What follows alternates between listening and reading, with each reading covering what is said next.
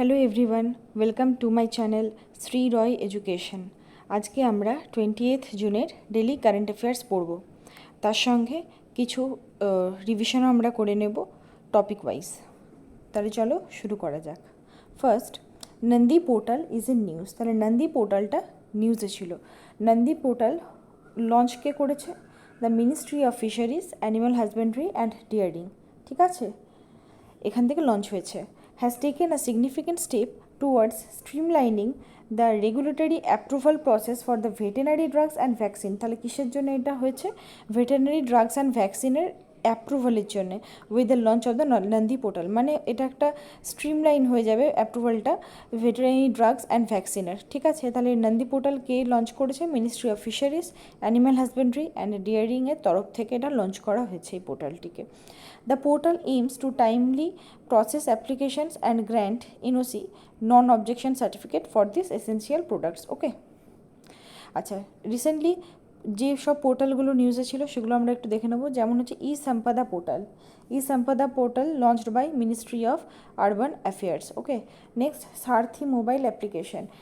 This mobile application is launched by SEBI. The application provides information about the security market. তাহলে সারথি mobile অ্যাপ্লিকেশনটা launch করছে সেবির তরফ থেকে। সেবি এই অ্যাপ্লিকেশনটার থ্রুতে কী করবে? সিকিউরিটি মার্কেটসটার রিলেটেড কিছু ইনফরমেশান প্রোভাইড করা হবে। ওকে। নেক্সট হচ্ছে ডিজি লকার অ্যাপ। এটা লঞ্চ করা হয়েছে ministry of electronics and information টেকনোলজির তরফ থেকে। Next, SAFAL portal. নবীন পটনায়ক মানে ওড়িশার সিএম এটাকে লঞ্চ করেছেন। সাফলের ফুল ফর্ম হচ্ছে simplified application for agricultural loans. এটা লঞ্চ করেছেন ওড়িশার সিএম নবীন Patnaik and this is the India's first online credit facilitation portal. Okay. Next, who has been appointed as the prime minister of Greece. তাহলে গ্রিসের prime minister হিসেবে কে appointed হয়েছেন? Answer is Kyriakos Mitsotakis. Okay, উনি appointed হয়েছেন prime minister of গ্রিসের। উনি কোন পার্টির লিডার ছিলেন? উনি হচ্ছেন সেন্টার রাইট নিউ ডেমোক্রেসি পার্টির উনি একজন লিডার ছিলেন। আমরা রিসেন্ট অ্যাপয়েন্টমেন্ট সম্পর্কে দেখে নেব নিউজে যেসব অ্যাপয়েন্টমেন্ট নিউজে ছিল। যেমন হচ্ছে chairperson of competitive commission of India, সিসিআইয়ের নতুন চেয়ারপারসন কে হয়েছেন? Ravneet Kaur. Director of central bureau of investigation that is CBI কে হয়েছেন? প্রবীণ সুড।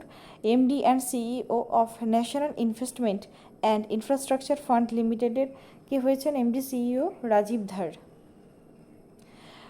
ওয়ার্ল্ড ব্যাংকের 14th প্রেসিডেন্ট কে হয়েছেন? অজয় বাঙ্গা। ভাবা অ্যাটমিক রিসার্চ সেন্টারের নিউ চেয়ারম্যান হয়েছেন অজিত কুমার মহান্তি। আর প্রেসিডেন্ট অফ টার্কি হয়েছেন Tayyip Erdogan and president of Nigeria হয়েছেন বোলা তিনুবু। তাহলে এগুলো আমরা দেখে নিলাম রিসেন্ট অ্যাপয়েন্টমেন্ট যেগুলো নিউজে ছিল। তো এইভাবে কানেক্ট করে আমি পড়াই। তো এই ধরনের পড়ানোর স্টাইল যদি ভালো লেগে থাকে তো চ্যানেলটিকে সাবস্ক্রাইব করবেন আর ভিডিওটিকে অবশ্যই লাইক এবং শেয়ার করবেন।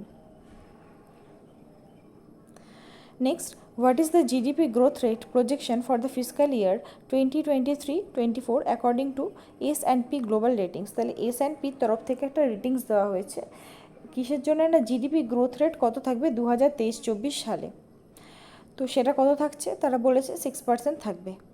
এইভাবে কিন্তু বিভিন্ন এজেন্সি থেকে কিন্তু রেটিংস প্রোভাইড করা হয়। ওকে, তো সেগুলো কিন্তু আমি দেখি, আমি সময় পেলে আমি স্ট্যাটিক জিকে পোর্শনে আমি এগুলো সব করিয়ে দেবো অনেকগুলো একসঙ্গে হলে economy related current affairs.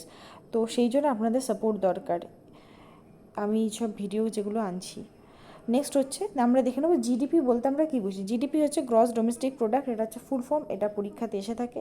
This is the final goods value of the goods and services produced within the geographical boundaries of country during a year. একটা পার্টিকুলার জিওগ্রাফিক্যাল বাউন্ডারি থাকবে, সেই জিওগ্রাফিক্যাল বাউন্ডারির মধ্যে এক বছরের মধ্যে final value of goods and services কত হচ্ছে সেটা জিডিপিতে কাউন্ট হবে। ওয়েদার দ্য ইনকাম, সেই ইনকামটা কি রোজগার করছে সেটা ডিপেন্ড করে না, সেটা ফরেনারও ইনকাম করতে পারে বা ইন্ডিয়ানও ইনকাম করতে পারে। ইন্ডিয়ান সয়েলে যে ইনকামটা হবে, ফাইনাল ভ্যালুটা হবে গুডস অ্যান্ড সার্ভিসেসের, সেটাই কিন্তু জিডিপিতে ইনক্লুড করা হবে। এনডিপি কি? এনডিপি হচ্ছে জিডিপির থেকে যদি আমরা ডেপ্রিসিয়েশনটাকে মাইনাস করে দিই বা সাবট্রাক্টেড করে দিই। আছে ডেপ্রিসিয়েশন হচ্ছে যেমন ওয়্যার অ্যান্ড টিয়ার্স থাকে, সেই ভ্যালুগুলোকে আমরা মানে একটা অ্যাসেটের ভ্যালু লুজ হতে থাকে, ঠিক আছে, সেই লুজটাকে যদি আমরা বাদ দিয়ে দিই সেই লসটাকে, তাহলে যেটা পাবো তাহলে সেটাই আমরা পাবো কিন্তু এনডিপি। ওকে।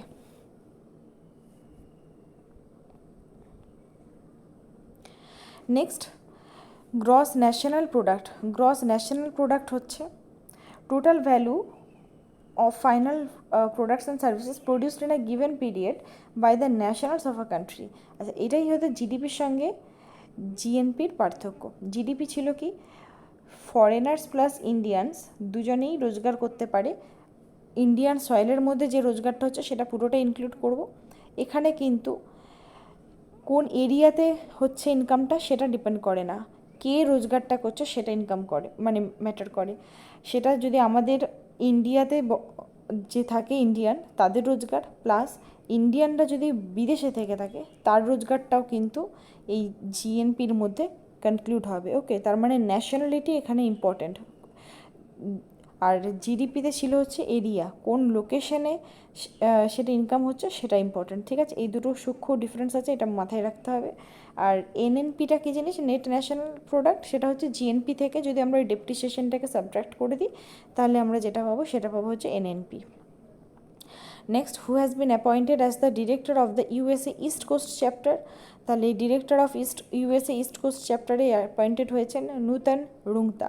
ঠিক আছে, তাহলে এইটা অ্যানাউন্স করেছে হচ্ছে ইন্ডিয়ান ইকোনমিক ট্রেড অর্গানাইজেশনের তরফ থেকে, এটা অ্যানাউন্স করা হয়েছে যে নূতন রুংটা উনি হবেন director of the USA east coast চ্যাপ্টারের। ওকে, আচ্ছা, হাইলাইটস কী ছিল, IETO's commitment to expanding its presence and promoting bilateral trade and economic cooperation between India and US. তাহলে ইন্ডিয়া আর ইউএসের মধ্যে যে বাইল্যাটারাল যে ট্রেড বা ইকোনমিক কোঅপারেশন সেটাকে প্রমোট করার জন্যে এইটা করা হয়েছে। ঠিক আছে, এটা হাইলাইটস ছিল। হু has been appointed as the managing director of DBS bank India. তাহলে ডিবিএস ব্যাঙ্ক ইন্ডিয়ার নতুন ম্যানেজিং ডিরেক্টর কে হয়েছেন, রজত ভার্মা। আমরা আরেকবার দেখে নেবো আরেক রিসেন্ট অ্যাপয়েন্টমেন্ট, যেমন হচ্ছে সেন্ট্রাল ভিজিলেন্স কমিশনার হয়েছেন প্রবীণ কুমার শ্রীবাস্তব, টুইটারের সিইও হয়েছেন লিন্ডা ইয়াকিরানো, চেয়ারপারসন অফ ন্যাসকম হয়েছেন অনন্ত মাহেশ্বরী। আচ্ছা, ন্যাসকমের ফুল ফর্ম কী সেটা আপনারা কমেন্ট সেকশনে জানাবেন। প্রেসিডেন্ট অফ বাংলাদেশ হয়েছেন Mohammed Shahabuddin. Next, 8th global pharmaceutical quality summit 2020-23 held in which city.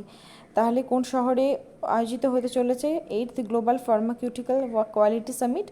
Answer is Mumbai. মুম্বাইয়ে হতে চলেছে। ঠিক আছে, আমরা কিছু রিভিশন করে নেব সামিটস কোথায় কোথায় লোকেশন হতে চলেছে। যেমন হচ্ছে 42nd সামিট অফ দ্য এশিয়ানের ফুল ফর্ম হচ্ছে association of south east Asian nations. ঠিক আছে, তাহলে 42nd সামিট কোথায় হতে চলেছে? ইন্দোনেশিয়াতে হতে চলেছে এই এশিয়ান 42nd সামিটটা। নেক্সট হচ্ছে মেশিনস ক্যান সি 2023 সামিট, এটা কোথায় হতে চলেছে? ইউএই গভর্নমেন্ট থেকে এটা অর্গানাইজ করা হচ্ছে। Next, first mining start up summit, এই first mining start up summit অনুষ্ঠিত হতে চলেছে মুম্বাইয়ে। Next, when is world MSME day observe? তাহলে ওয়ার্ল্ড এমএসএমই ডে অবজার্ভ করা হয় 27 জুনে।